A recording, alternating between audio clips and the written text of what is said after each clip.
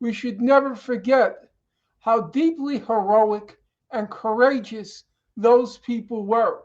When people like Bob Moses, who attended Hamilton College, and he was a brilliant fellow, he eventually went back and got his philosophy degree from Harvard.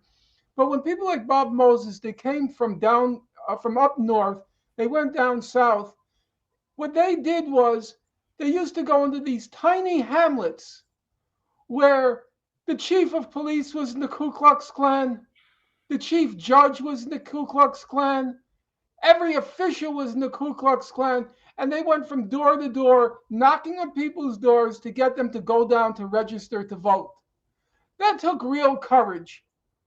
That was so deeply inspiring, the selflessness, the sacrifice that these people like Diane Nash.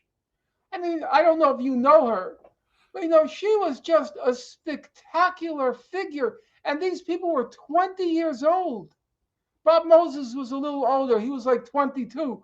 Most of them were like 19, 20. Yeah, James Foreman was a little older also. I think he was around 28. But most of them were 19 and 20-year-olds, or they were 60 and 70-year-olds. It was the garbage men. It was the when that in my era was called the garbage men. It was the maids in the homes. I mean, there was real sacrifice, real courage. It was a deeply moving experience. And when I see these so-called radicals piss on them, what did Ibram X. Kendi do? If you read his work, the only thing he does is he claims that he scolded his second grade teacher. That's it. There's no radicalism. There's no history of any kind of activism, sacrifice, courage. And then when I see these people go on Democracy Now! And Amy Goodman is drooling over them, because he's got the dreads.